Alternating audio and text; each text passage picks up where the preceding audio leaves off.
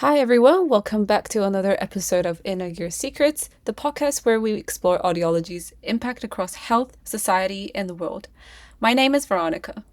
And my name is Tiffany, and in today's episode, we'll be taking a look at hearing healthcare globally. Around the world, millions of people are living with untreated hearing loss, and in some communities, there's no access to hearing checks or hearing devices at all. When hearing loss goes undetected, it can have lasting effects such as disrupting education, limiting job opportunities, and impacting overall quality of life. Which is why today's topic, global audiology, matters more than ever. Hearing healthcare isn't just a local issue, it's a global one. Whether you were working in a busy city hospital, a global audiology program, or even considering working overseas, understanding the broader challenges in global hearing care helps us become more informed, compassionate, and effective clinicians. To help us unpack all of this, we're excited to be joined by Dr. Chris Waterworth, an audiologist who spent years working both in remote Australia and around the world, helping bring long-term hearing care to places where access is limited. Hi, Chris. Welcome to the podcast. Hi guys, great to be here. Yeah. To start things off, can you start by telling us a bit about your journey and what sparked your interest in global audiology?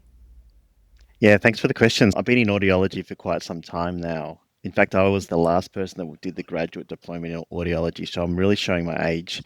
But I've always had an interest Okay. in using my skills in other settings. I mainly worked in private practice for the first number of years of my career.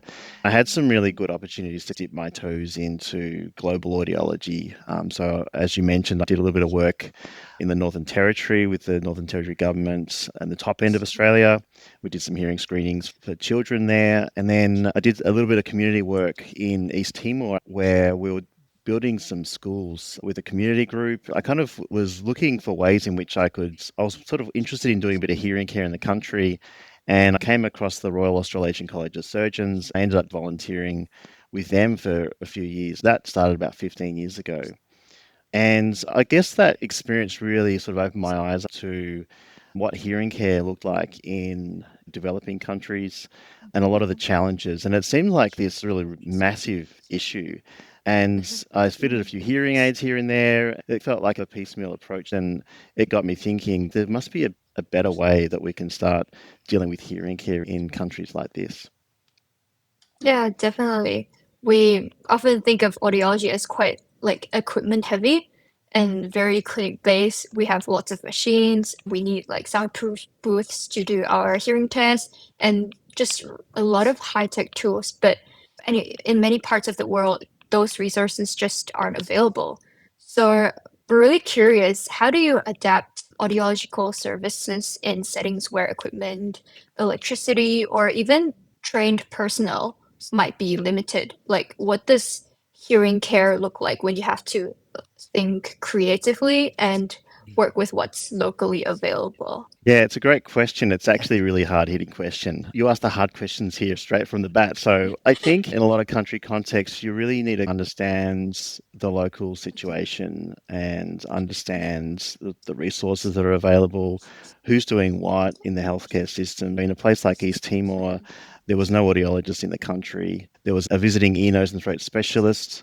People didn't really have access to a lot of the equipment that you could normally need, and it was a really very young country for in terms of healthcare. There wasn't a lot that could be done there, to be honest. It was kind of fly in, fly out, and as much as it really was difficult, you can only really do so much in a country that where their health system is still really developing.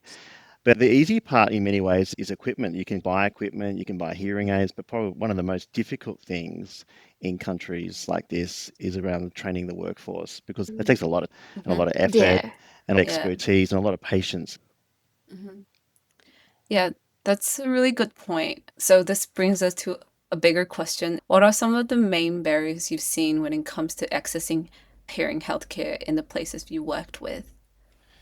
Yeah, I guess you can sort of see it from two sides. This is exactly where I Yeah. did my PhD in understanding what the barriers to providing hearing care were from a provider's point of view, but also looking at things from Mhm. a patient point of view. And you'd be well aware of the program that was set up in Cambodia, which was working with an NGO Mhm. hospital in Cambodia. Yeah. I got a lot of data from that particular hospital. Mhm. The barriers are really very large in countries like Cambodia, where you've got a lack of prioritization really from the government level because they have Mm, so many other competing healthcare needs. yeah. And Mhm. hearing loss is down the list in terms of priority Yeah. level. So it doesn't Mhm. even necessarily get a mention in a lot of healthcare policies. Mhm. So for the first part, Yeah. Mhm. if the government isn't really prioritizing, then the rest of the system doesn't really necessarily prioritize it. But then, of course, we need to have training programs in place. In a lot of Mhm. countries, they don't have the training programs. They might have some sort of a Yeah. basic program that might be training up technicians in hearing care, but not necessarily audiologists. Mhm. So you haven't got that kind of specialty workforce. Yeah. And it's seen as a medical model. Like a lot of countries have medical models in place where the Mhm. ENTs are kind of the ones that are actually doing a bulk of the work because they're the Yeah. ones that are Mm, really seeing Mhm. patients and they're the ones treating a lot of the Yeah. hearing loss in the first place. So yeah, a drop in the ocean of some of the barriers that I've come across. yeah, and we did like our Cambodia telehealth screenings. Usually we're Mhm. just talking to the ENT and then they'll bring Mhm. their nurses to do the hearing test, and that's how we're Yeah. testing via telehealth. And Mhm. I think it's also not just about the access, but whether people even feel safe seeking help for hearing health, because there's also a big part of it is also about the stigma of hearing loss. Have you had multiple examples where they don't reach out to audiologists because of the stigma on hearing loss? Absolutely, it's a really big problem, and that's Mhm. one of the main patient side barriers, which I didn't mention before. Stigma is probably one of the biggest Mhm. ones. People, Yeah. Mhm. firstly, they don't really understand what hearing loss actually is. There's like in terms of their health literacy is really poor. You'll find that families don't necessarily understand it too, and so there's sort of a stigma Mhm. attached. For example, where a child is born with hearing loss, they don't really fully Yeah. understand what it is. Sometimes think that the child Mhm. is lazy Yeah. they don't really necessarily go and understand that, oh, Mhm. they've actually got hearing loss. They need to do something about it. So stigma is attached to Mhm. that, but also stigma is attached to the use of hearing technologies because they don't want to be seen Yeah. to have a disability. Mhm. Whereas Yep. in a place like Australia, it's very much common that people wear technologies like hearing Yeah. aids, and so it's very much an Mhm. accepted part of society. Well, I want to take some time to talk about the experience Chris and I have when we went to Indonesia last year. So, for the contest for the listeners, Chris and I and other three students went to Indonesia for placement. And I think that placement is mostly about, I guess, helping to develop a audiology course. Is that correct, Chris? Yeah, that's one of the Yeah. reasons. Absolutely, there's currently Yeah. no tertiary course in Indonesia. Yeah. Yeah. And so, what did that particular experience in Indonesia compare to others you've experienced in the setting where, like you mentioned, a lot of places that audiology is not formally recognized as a standalone profession, and audiograms are carried out by other healthcare professionals. What is your take on that kind of model and the benefit you think that audiologists will be like happening in that situation?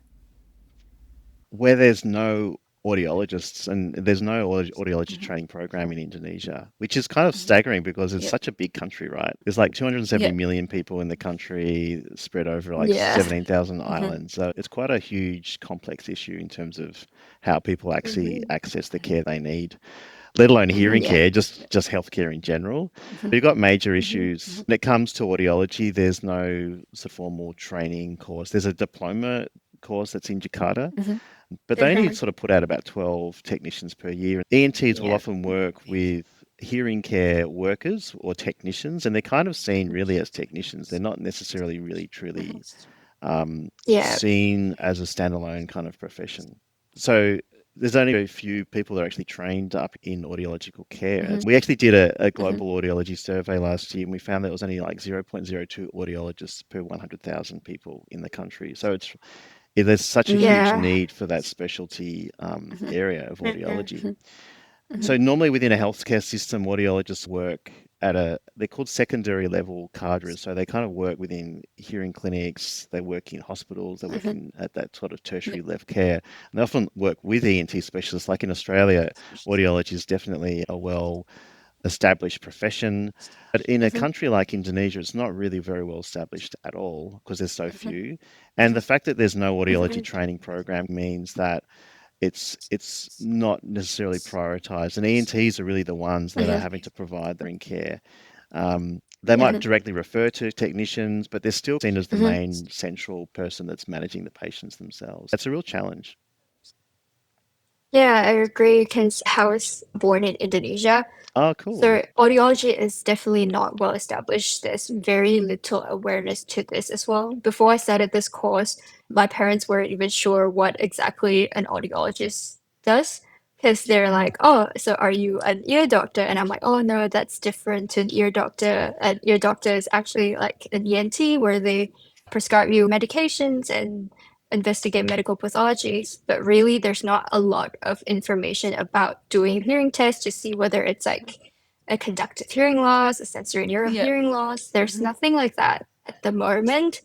And Mhm. but yeah, I think it's really one thing to learn about health systems in theory, but being on the ground, it just gives a whole new perspective in things. And Yeah. like something that really stood out was how Chris made a point of involving students in the Indonesia trip, which Yeah. isn't always the case with global audiology work. So I was wondering what motivated that decision and why do you think it's important for students to see audiology in a global setting? Yeah, sort of coming at things from a university point of view, like what we really love is to send out audiologists that are Mm-hmm. globally minded, they're culturally sensitive people that have got a really they've got a huge range of skill sets. So I mean that they're aware of what hearing care actually looks like, not just in Australia, but also in other countries. Yeah. And we see real value in students going overseas and having these experiences because you really need to adapt quickly. Often need to learn how to communicate with people in a different way, perhaps people that don't speak English, not only with patients, but also we do a lot of training because we don't just go to Indonesia, we go to a whole range of different places. And if you don't know Yeah. your stuff really all that well, you're not going to be able to communicate it in an easy way that others can actually understand. So I think that these trips really help to consolidate your own knowledge and your own skills. And every student that comes, I think hopefully you'd agree, Veronica, is that it's such a highlight of your course. Like it's always such a highlight to Definitely. be able to come and to be able to see, experience audiology in a Yeah. different, the people that you Yeah. meet, the team, and the bonds that you form with your peers and with your lecturers. I feel like with that trip, I have a lot of stuff that I've never would have experienced when I'm just doing this course. I think it also links to this podcast of interdisciplinary collaboration. With our placement, we don't really get to ENT doctors or Mm. other healthcare professionals, but I get to have that chance in Indonesia, and I think that's very valuable. Yeah. And I actually get to observe cochlear implant surgery as well over there. Yeah, That that was is cool, very wasn't it? nice. Yeah. That was very cool. I don't think I would ever have the chance to experience that. Yeah.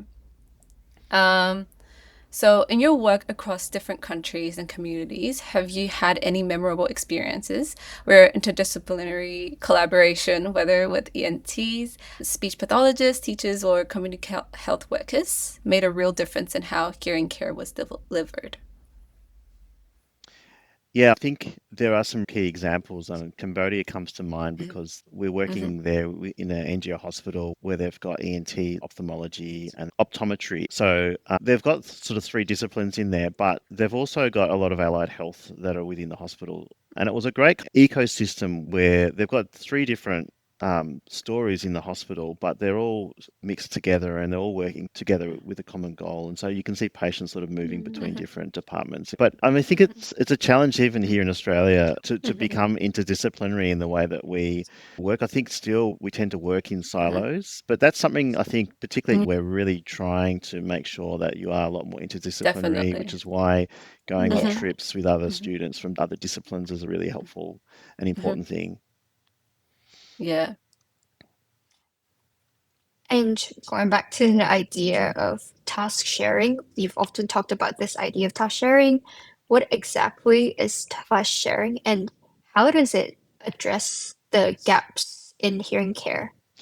Yeah, so task sharing is, I talk about this in lectures, so I hope our Mhm. listeners can appreciate this, but it's basically an established health strategy that is more like a team-based approach. And the idea is Mm-hmm. that clinical tasks and the skills that you Mhm. need for them, they're kind of shared amongst a team of people, so workforce teams. So in terms of hearing care, Mm-hmm. Mhm. not only have we got audiologists and we've got ear, nose, and throat specialists, but they share certain tasks with trained non-specialists. So people like healthcare workers, community workers, people like that, and they might receive some sort of a short focus training to take on specific tasks. So it's sort of strategically leveraging those existing people that are in place in the community and training them up for a specific role. Mm. So, what does it look like on the ground? It might look different in different contexts, but basically, you'll know the WHO has put out a lot of really great practical guidelines now Mhm. that Right. describe the kind of activities that can actually be done. So, for example, the things that a community healthcare worker might do is things like screening, things to do with prevention. They might even be taught sort of basic otoscopy. In some cases, they might Mhm. actually be taught how to do screening of hearing tests. So they might Mhm. do basics, Yeah. 500 to 4 kilo sort of screening to pick up, and then they might Mhm. refer on to the next level of care. So it's about developing the workforce across the entire health spectrum from community care all the way up through to tertiary care. So you've got kind of referral pathways in place. And it works. It seemed to be quite an effective approach. That's really interesting. It's such a good reminder that we can be much more effective when collaborating across disciplines and also training personnel to help with hearing screenings and all that. This also ties to such a crucial aspect of this work, which is sustainability. I think it's one thing to set up a program or run a short term mission, but making sure that hearing care continues long after the initial team leaves is another challenge altogether.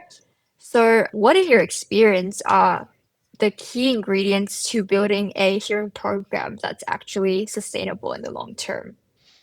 Yeah, I mean, I think there's certain things that you really need to have in place for any program Yeah. to be sustainable. I think our role at the university is really a partnering kind of role. So we want to make sure that we're understanding what the local needs are and what's actually wanted. That we understand the local values and the cultural context of that partnership. And accompaniment is a really good word that comes to mind. But basically, you really need committed people on the grounds. You need hands-on training. You need to encourage that task shifting approach that we talked about before. Importantly, you really need to engage with local communities so that there's local buy-in. You've got an understanding of the local needs. Financial partners are really important too. When we helped set up a training program in Cambodia, we were able to get some financial support and equipment support from the World Foundation for our work at the hospital. So they helped us to set up a booth. They helped with audiological equipment. They helped with setting up measurement machines and everything that you need to be able to set up an audiology clinic. It took a long time to actually build this up, but we had long-term goals. We didn't set out thinking, oh, we're going to set up this really big program. We did it one step at a time Mhm. with the locals, and that really ensured that there was that local buy-in, and it came a lot from them. They were really motivated, and they were asking us for help right from the beginning. It was something that was desperately wanted and needed.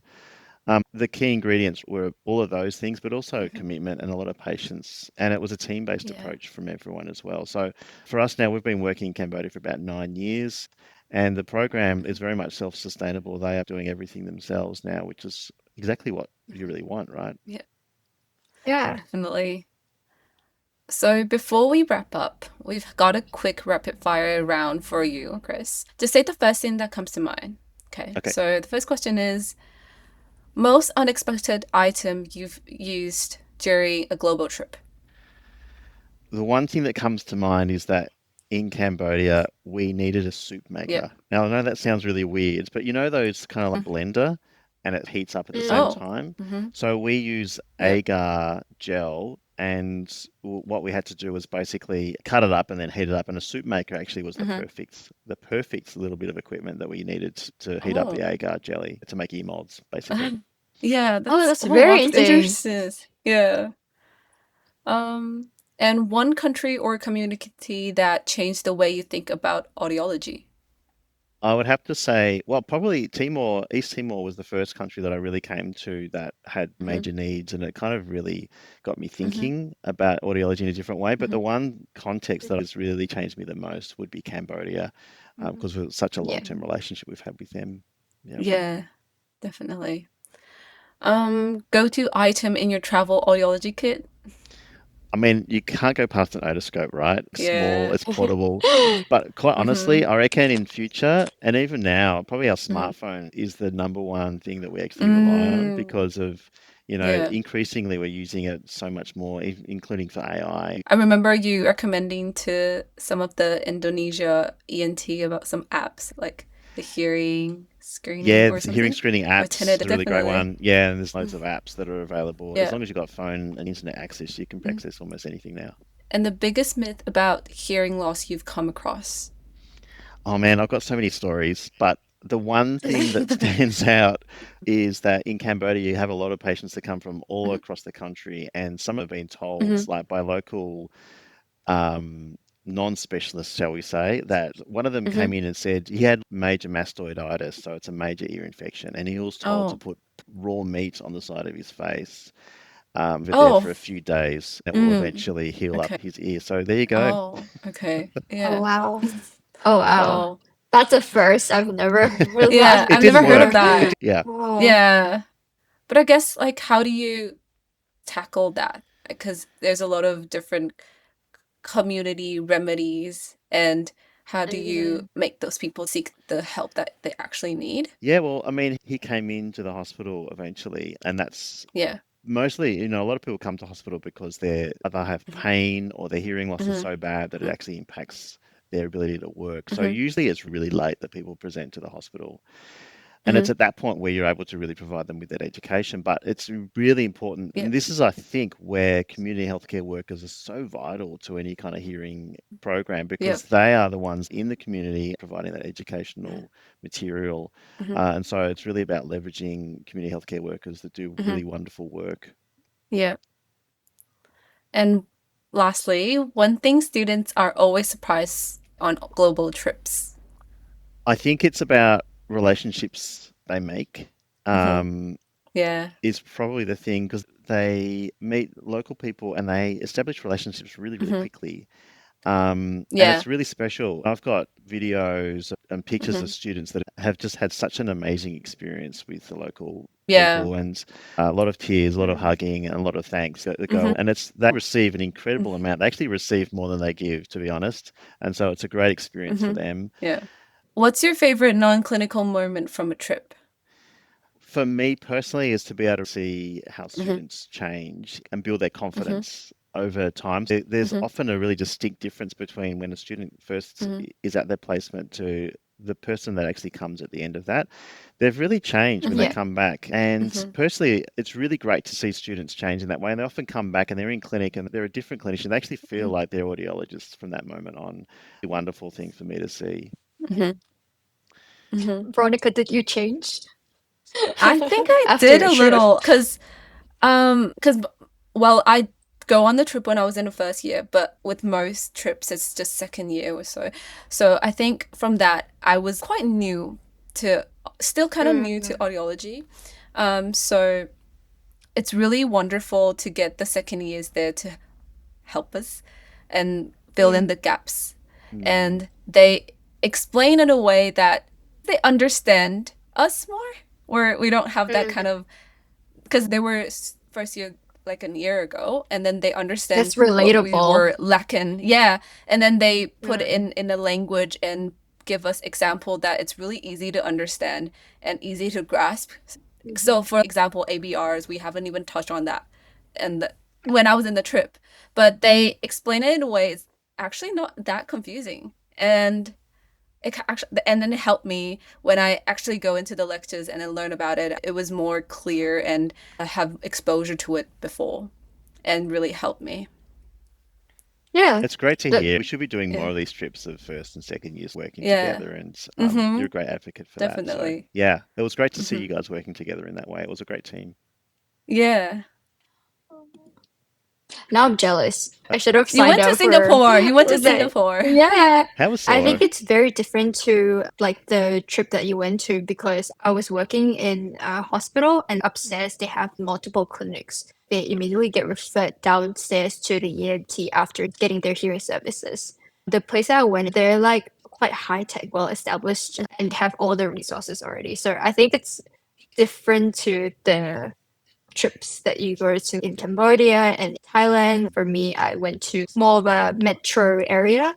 So in a way, it's just a different Different experience because there's a experience. lot of diverse Yeah. populations. I Mm-hmm. get to speak in different languages and it's very multicultural, but definitely super keen to see what is out there regionally and rurally Yeah. or places with lower resources. How do you feel that the experience actually impacted you guys?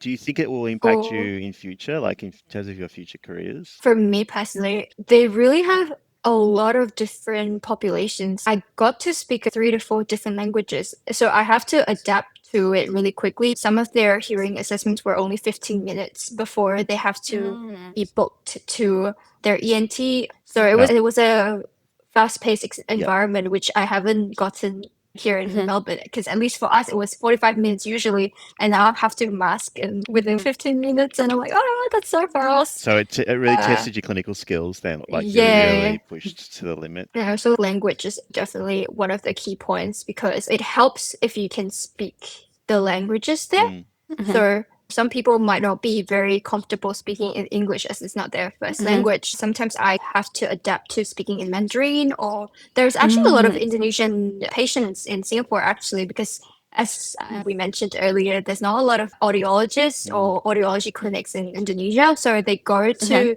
neighboring countries like Singapore Yep. to get their hearing tested. Okay. Really interesting. Interesting. Yeah. Yeah. And that's true for a lot of countries where they don't have audiology training. Those people actually have to go Yeah. outside of the country. So, yeah. Definitely. What about you? Well, I feel like the thing that I appreciate out of this placement is kind of, I don't know, it's kind of different. I realized that the course I'm doing is so important, that how they structure the course and what they're teaching us is, I guess, very important because over there we were taught they were doing a diploma, like a 1 year or very short term course to do what we were doing and it's very different because we're a 2 years course. And then I realized that it's not just about the technical skills that we learn, it's all about the reasoning and everything, and it's really important. Yeah. I think I just appreciate our course more when I went there. I was like, oh, actually, this is helping me to become a better audiologist in the end. That's my Well takeaway. said. Really well said. Yeah. Yeah. And I'm really glad Yeah. that you actually noticed that. People sometimes in some of these countries say, why can't you do the 6 month training course and then you're right? But like Yeah. audiology, we know is so much more than that. Even to the point where in Australia, we've got audiologists that are now subspecialists in different areas, wax management, tinnitus, vestibular balance, all those different aspects of it that takes so much time in terms of clinical reasoning and expertise. So I think I'm really glad that you highlight that. Cool. Yeah. That was the perfect note to end on, Chris. Thank you so much for joining us. It's been a real privilege hearing about your work in global hearing care and the impact it's having across communities. Absolutely. Your stories and experience have given us so much to think about, especially around sustainability, collaboration, how we can all play a role in making audiology more accessible worldwide. And to our listeners, if you enjoyed this episode, make sure to follow us on Spotify, Apple Podcasts, or wherever you like to tune in. We've got more interdisciplinary chats coming your way soon, but for now, this has been Inner Ear Secrets. Thanks for listening, and we'll see you next time. Bye. You guys.